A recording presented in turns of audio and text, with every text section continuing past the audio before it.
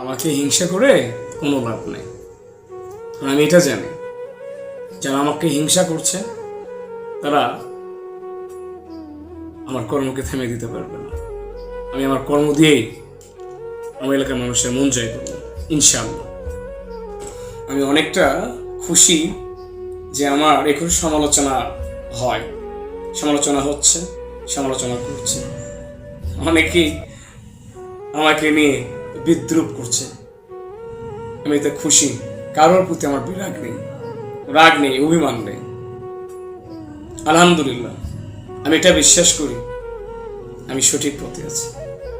ইনশাআল্লাহ আমি আমার এলাকার মানুষের, এলাকার